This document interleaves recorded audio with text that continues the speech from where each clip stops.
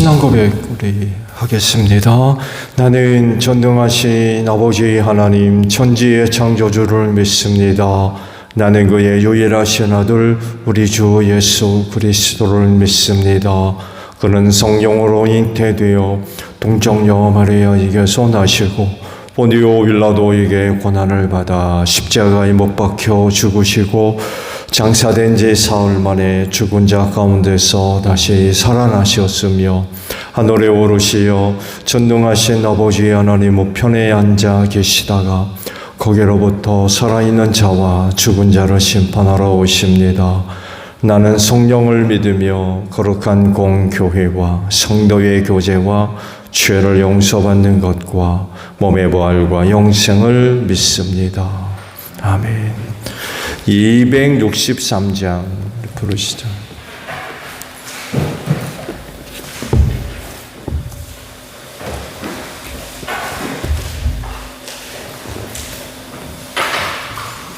찬송가 263장이에요. 이 세상 험하고 나 비록 약하나 늘 기도 힘쓰면 큰 권능 얻겠네. 주의 은혜로 대속받아서 피와 같이 붉은 죄는 가치겠네. 주님의 권능은 한없이 크오니 돌 같은 내 마음 건너겨 주소서. 주의 은혜로 대속받아서 피와 같이 붉은 죄는 가치겠네. 내 마음이 약하여 늘 넘어지오니 주 예수 힘주사 굳세게 하소서. 주의 은혜로 대속받아서 피와 같이 붉은 죄는 가치겠네. 사함받은 후 새 사람 되어서 주 앞에 서는 날 늘 찬송하겠네. 주의 은혜로 대속받아서 피와 같이 붉은 죄는 가치겠네. 아멘.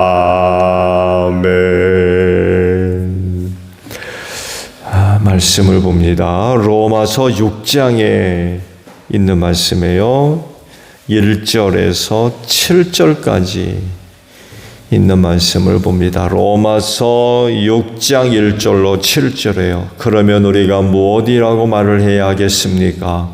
은혜를 더하게 하려고 여전히 죄 가운데 머물러 있어야겠습니까? 그럴 수 없습니다. 우리는 죄에는 죽은 사람인데 어떻게 죄 가운데서 그대로 살 수 있겠습니까? 세례를 받아 그리스도 예수와 하나가 된 우리는 모두 세례를 받을 때에 그와 함께 죽었다는 것을 여러분은 알지 못합니까? 그러므로 우리는 세례를 통하여 그의 죽으심과 연합함으로써 그와 함께 묻혔던 것입니다. 그것은 그리스도께서 아버지의 영광으로 말미암아 죽은 사람들 가운데서 살아나신 것과 같이 우리도 또한 새 생명 안에서 살아가기 위함입니다. 우리가 그의 죽으심과 같은 죽음을 죽어서 그와 연합하는 사람이 되었으면 우리는 부활에 있어서도 또한 그와 연합하는 사람이 될 것입니다. 우리의 옛사람이 그리스도와 함께 십자가에 달려 죽은 것은 죄의 몸을 멸하여서 우리가 다시는 죄의 노예가 되지 않게 하려는 것임을 우리는 압니다. 죽은 사람은 이미 죄의 세력에서 해방되었습니다. 아멘. 오늘 아침에는요, 3절에 있는 말씀을 봅니다. 3절 상반절의 말씀이에요. 세례를 받아 그리스도 예수와 하나가 된 우리는 이라는 말씀입니다. 교회에는 두 가지 중요한 성례전이 있죠. 그중 하나가 성만찬이고 그중 하나가 세례입니다. 성만찬은 아시듯이 예수님의 그 죽음과 관련된 아주 중요한 성례전이죠. 빵은 주님의 찢기신 몸을 상징하고 포도주는 그의 흘리신 피를 상징하는 의미가 담겨져 있죠. 고난 당하기 전에 마지막 제자들과 유월절 만찬을 나누시는 자리에서 성례전을 제정하셨죠. 그래서 너희는 이것을 행하라고 제자들에게 명령하셨습니다. 그렇기 때문에 성만찬은 해도 그만 안 해도 그만이 아니라 이건 예수님의 명령이기 때문에 반드시 거행해야 되고, 교회에서 성만찬을 거행한다면 반드시 참여를 해야 됩니다. 그래서 초대교회 때에는 이 모일 때마다 성만찬을 나누었어요. 세례 또한 제자들에게 명령하신 성례전 있죠. 아버지와 아들과 성령 이름으로 세례를 줘라 라고 그러셨어요. 그 세례 또한 주님의 명령입니다. 그렇기 때문에 신앙 고백을 한 사람이라고 하면 반드시 세례를 줘야 되고 세례를 받아야 됩니다. 예수를 주라 고백할 수 있는 믿음이 있는 사람이라고 하면 세례 받아야 돼요. 또 그런 사람이 교회에 있다 그러면 세례를 줘야 되고요. 이건 역시 받아도 그만 안 받아도 그만이 아니라 이건 주님의 명령이기 때문에 교회는 반드시 신앙 고백한 사람이라고 하면 세례를 줘야 돼요. 그리고 또한 세례를 받아야 됩니다.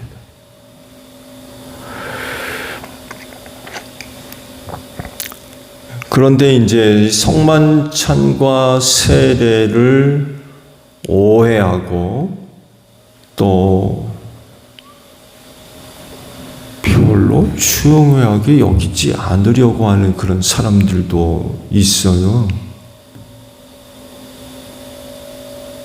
그러니까 해도 그만 안 해도 그만인 거죠.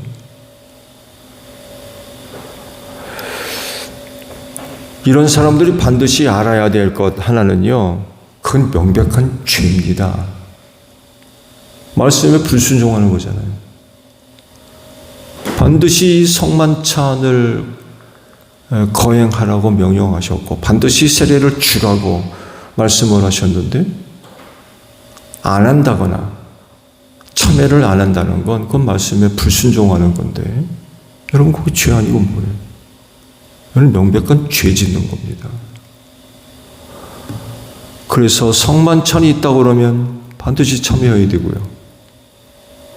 세례 받아야 할 사람이 있다고 하면 반드시 세례를 받아야 되고 돈 줘야 됩니다. 그래서 그리스도인은요, 이 성례전을 통하여서 죄 짓는 일이 없어야 됩니다. 굉장히 중요한 교회 성례전인데 이걸 거부한다거나 참여하지 않는다는 건 여러분 그건 죄 짓는 거예요. 그래서 주변에 이런 것들을 소홀히 여기는 사람이 있다고 하면 반드시 권면해야 됩니다. 이건 주님의 명령이기 때문에 이건 무슨 일이 있어도 해야 된다는 거예요.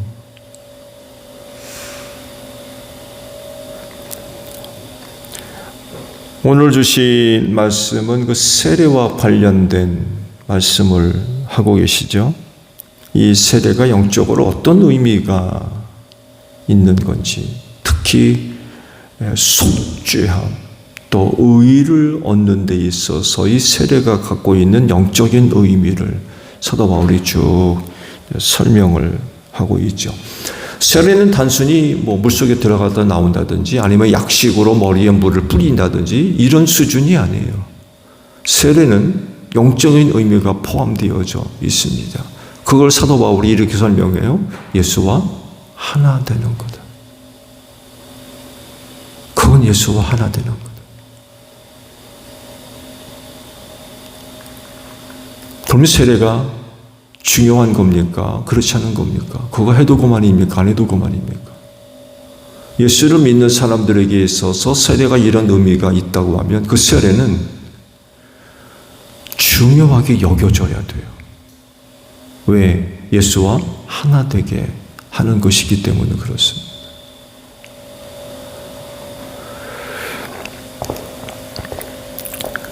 세례를 통하여서 예수와 하나가 된다라고 할 때 여긴 중요한 영적인 의미 두 개가 당연히 포함되겠죠. 뭐겠어요? 예수와 함께 죽고 예수와 함께 사는 겁니다. 이게 세례가 포함하고 있는 굉장히 중요한 영적인 의미예요.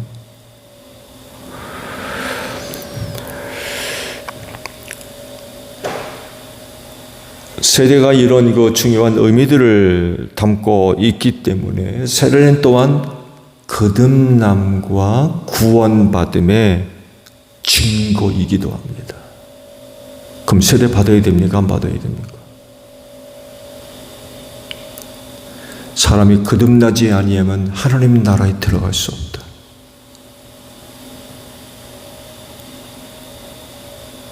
세례받았다라고 하는 건 바로 이 거듭남의 증표, 구원받았다는 사인입니다. 근데 어떤 분들 세례받으셔야 됩니다. 그러면 여러분 이거 실제입니다. 별로 아무것도 아닌 것처럼 생각하는 분들이 있어요. 절대로 그렇지 않습니다. 이런 중요한 영적인 의미들을 담고 있고 앞서 말씀을 드린 대로 예수님의 그 명령이기 때문에 받아야 할 분들이 있다고 하면 그건 반드시 받아야 돼요. 세례를 안 받았다라고 하는 건 영적인 의미로 들여다본다면 거듭나지 않았다는 얘기예요. 구원 안 받았다는 얘기입니다. 그래서 교회에서 이 세례를 얼마나 중요하게 여기는지 몰라요. 세례는 또한 그런 영적인 의미가 있기 때문에 교회의 일원으로서의 중요한 증거가 되기도 합니다. 그래서 좋은 예로도 교회에서 중요한 의결을 할 때에도 세례받지 않으면 교회 정회원이 되지를 못해요.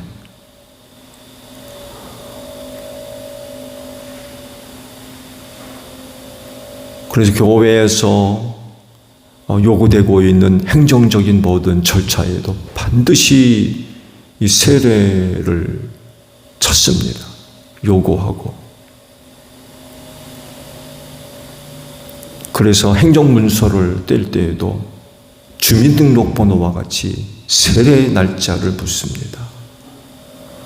세례 확인서를 띄고.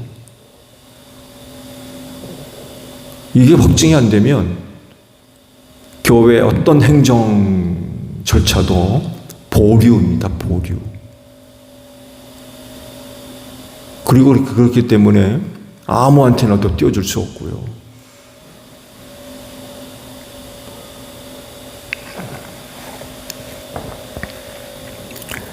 세례를 통하여서 예수님과 하나가 되었다고 하면 한 가지 놀라운 일이 낫다고 봅니다. 앞서 말씀을 드린 대로 세례는 예수와 하나가 되는 그런 일이라고 하면 이를 통해서 일어나는 일, 예수와 함께 죽었다는 거예요. 이 죽음은 사도 바울은 이렇게 설명합니다. 죄에 대해서 죽은 거다. 세례를 통하여서 예수와 하나가 되어져서 예수와 함께 죄에 대해서 죽는 그런 영적인 일이 일어나는 것이 세례라고 하는 것입니다. 그렇기 때문에 세례를 통하여서 예수와 하나가 되어져서 예수가 죽을 때 죄에 대해서 죽은 사람이라고 한다면은 죄 가운데 머물러 있을 수 없다는 거예요. 죄 짓고 생활할 수 없다는 거예요. 죄에 대해 죽은 사람이 죄 짓고 어떻게 삽니까? 그렇게 살 수 없다는 거예요. 죽은 사람은 이미 죄의 세력에서 해방되었다는 거죠. 근데 세례받았다고 하는 사람이 어떻게 여전히 죄 짓고 살 수 있느냐? 그럴 수 없다는 거예요.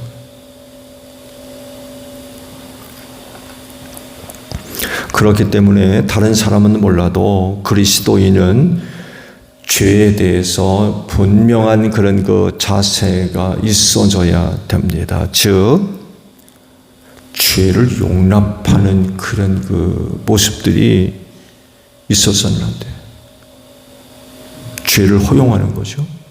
이런 건 세례받은 사람들에겐 있을 수 없는 모습이라는 거예요. 말씀을 드린 대로 세례를 통하여서 예수와 하나가 돼서 예수가 죽을 때 죄에 대해서 죽은 사람이 그리스도인이라고 하는데 죄를 허용한다? 그건 말이 안 된다는 거예요.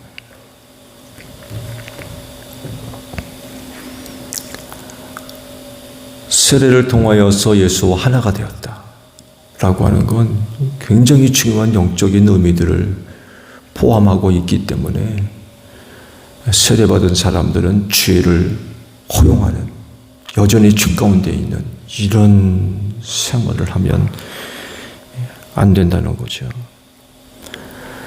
그럼에도 불구하고 여전히 죄 가운데 머물러 있다고 하면 예수의 죽으심은 헛된 거죠.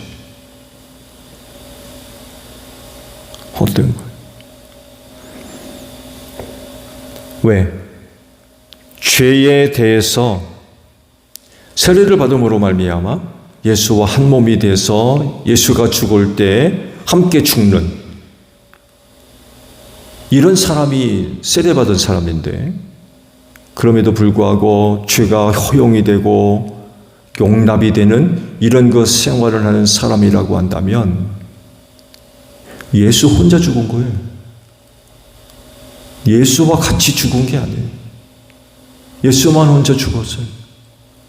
나도 같이 죽어야 되는데. 그럼 세례받은 의미가 어디 있어요? 차라리 받지 말지.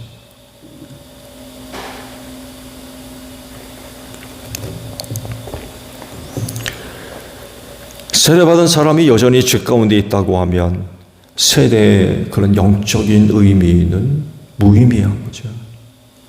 네, 무의미한 거예요. 이런 의미들을 생각해 본다고 하면 그리스도인은요, 세례가 가져다 주는 영적인 무게감을 져야 됩니다. 영적인 무게감 결코 가볍지 않습니다. 굉장히 부담스러운 거예요. 왜? 일상의 생활 속에서 죄가 허용되면 안 되거든요. 세례를 받음으로 말미암아 예수와 하나가 되어져서 그분이 죽을 때 죄에 대해서 같이 죽은 사람이 세례받은 사람인데 죄 짓고 살 수 있어요? 죄를 어떻게 허용합니까? 세례받은 사람들은요, 그 세례가 가져다주는 영적인 무게감을 느껴야 돼요. 결코 영적으로 가져다주는 세례의 무게감 가볍지 않습니다. 그건 굉장히 무거운 거예요. 왜? 죄로부터 돌아서야 되거든요. 죄에서 떠나야 돼요.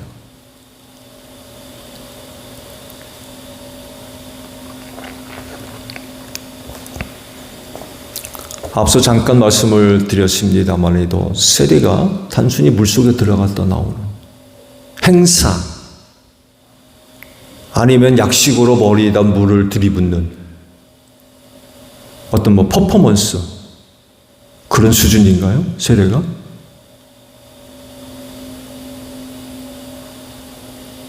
세례가 그런 겁니까? 결코 간단한 행사가 아니에요. 말씀을 본 대로 거기엔 너무나도 무거운 영적인 의미들이 포함되어 있다는 거죠. 눈에 보이지 않는 영적인 일들이 일어나는 게 세례라는 거예요. 세례 받는 순간 예수와 하나가 되어져서 그분이 죽을 때 죄에 대해서 내가 죽고 그분이 살 때 함께 사는 이런 영적인 일이 일어나는 게 세례라는 거예요. 근데 그 세례가 가볍습니까? 그건 굉장히 무거운 거예요. 근데 이거를 안 지려고 그래요. 세례가 가져다 하는 무게를 감당 안 하려고 그래요. 그러니까 세례 받으면서도 여전히 죄 가운데 생활하고 죄를 허락하고 죄에 묻혀 살고, 말이 안 되는 거죠. 그건 세례를 무시하는 거죠. 예수가 죽을 때 예수만 죽은 거예요. 내가 죽은 게 아니라. 그건 세례를 받았다고 할 수 없는 거죠. 세례를 받았다고 하면 거기에 따르는 책임 있는 신앙생활이 반드시 뒷받침되어져야 됩니다. 여러분 아시죠? 초대교회 때 세례 아무나 안 줬습니다. 반드시 시험을 했습니다. 세례 받을 만한 사람인지. 세례를 받는다는 것은 결국 신앙 공동체가 된다는 얘기인데, 그거 목숨을 거는 일이었습니다. 그중 하나라도 배신하면 공동체가 다 발각이 돼서 다 죽었어요. 아무에게나 세례 줄 수가 없었던 거예요. 철저하게 검증을 했습니다. 진짜 이 사람이 우리와 함께 목숨을 나눌 사람이냐, 끝까지 함께 목숨을 나눌, 신앙을 지키기 위해서 목숨을 함께 나눌 수 있는 사람이냐, 반드시 점검을 했습니다.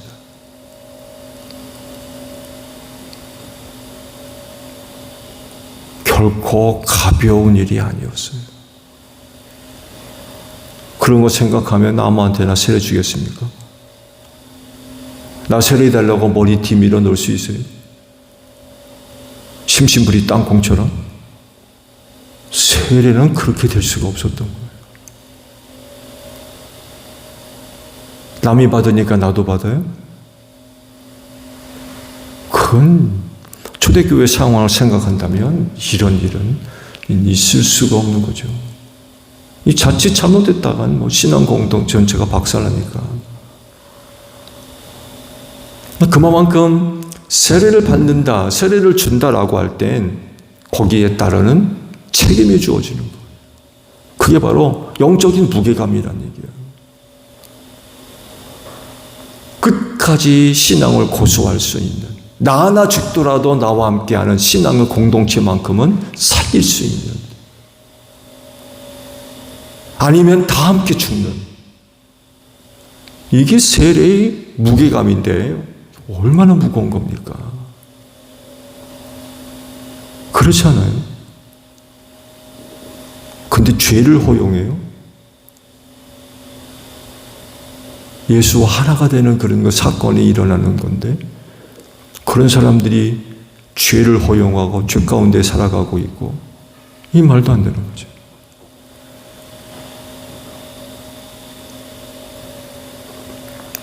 정말 예수님의 죽음을 헛되게 하는 그런 그 모습이라 하지 않을 수가 없는 거죠.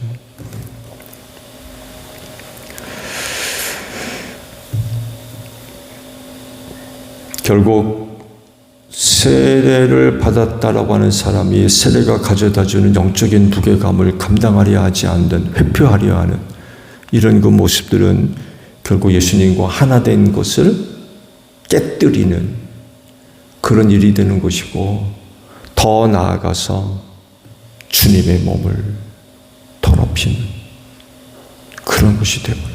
왜? 세례를 통해서 하나가 됐잖아요.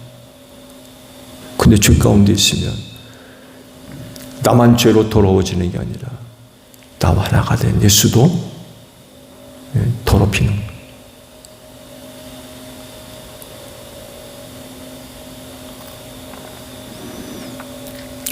그렇기 때문에 세례받은 그리스도인은 그 세례에 대한 영적인 그런 그 의미를 생각한다고 하면 책임 있는 생활 반드시 해야 됩니다.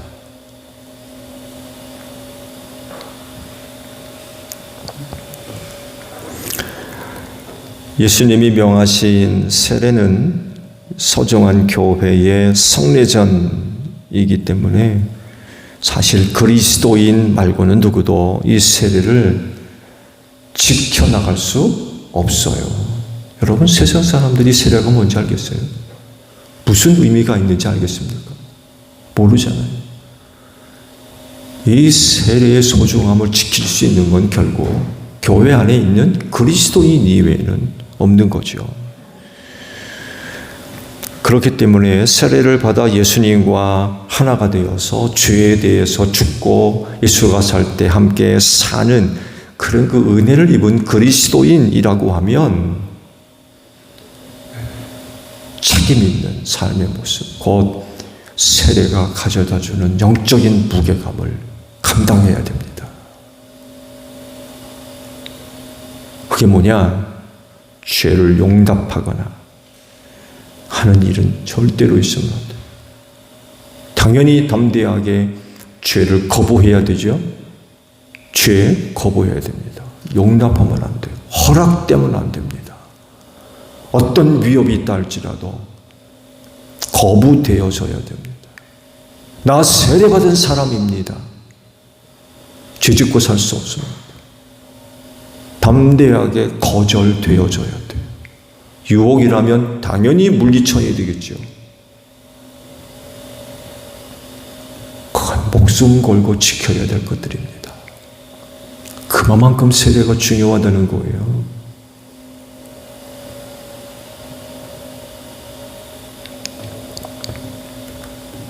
그렇진데 세례 받으셨죠?